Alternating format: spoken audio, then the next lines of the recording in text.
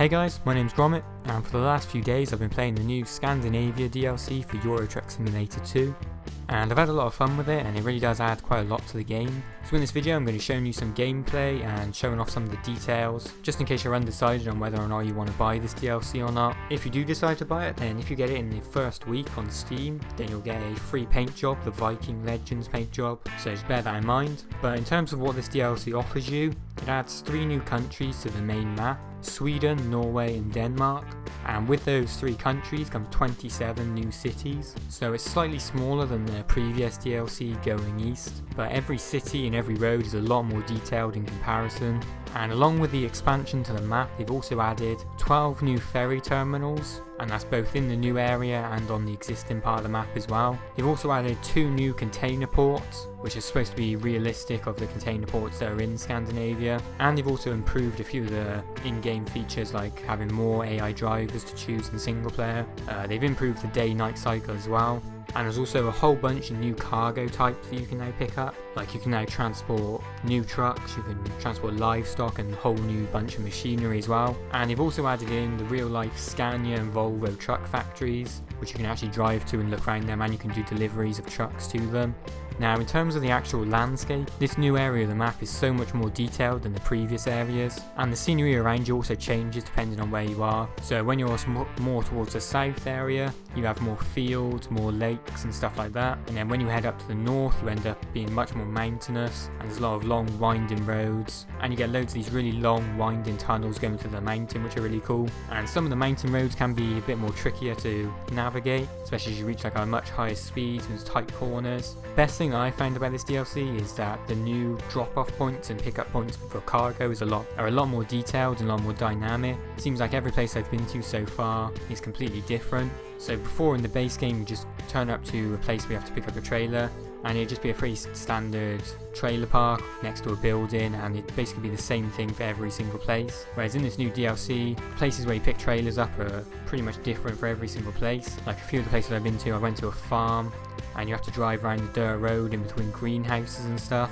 I also had to pick up a trailer from an IKEA place, and they had a big car park with loads of crates and boxes in, which is a lot more detailed than any of the pickup points in the base game. And it also makes it a bit more challenging as well, having to navigate around all the obstacles and find your way to your trailer. There was also a quarry that I went to which had just loads of winding roads going all around it. And they've also added in a lot more dirt roads as well, it seems, which are just a lot more interesting to drive down, especially when you're on a really narrow road and you meet another truck coming the other way and you both have to try and squeeze past each other.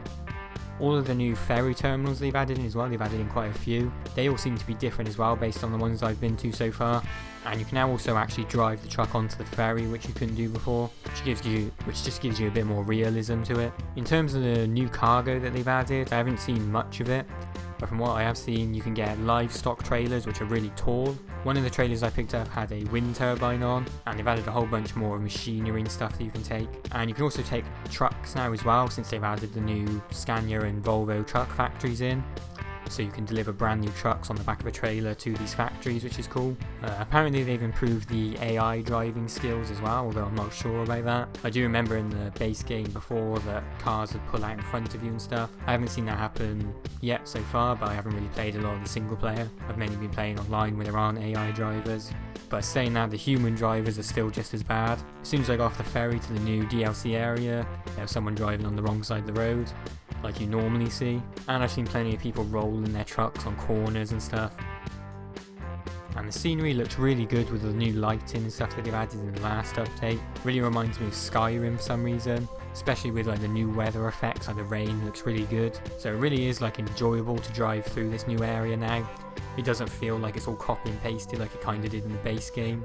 You never know what kind of thing's going to be around the next corner. And it also seems like they've made the landscape around you a lot bigger, like you can see more. So I remember in the base game it was a lot more closed off, like you could only see like a short distance away from the crash barriers. But now in some of the places I've been you can see really far, like over a huge lake or a massive mountain range, which makes it feel a bit more realistic with like a larger sense of scale. And there has been quite a few times where I've been paying too much attention to the scenery and not enough attention to where I'm going, and ended up missing my turn in. But all in all, I've really enjoyed this DLC so far, and I definitely recommend it. It's got a lot of good reviews already, and it seems to have been pretty well received.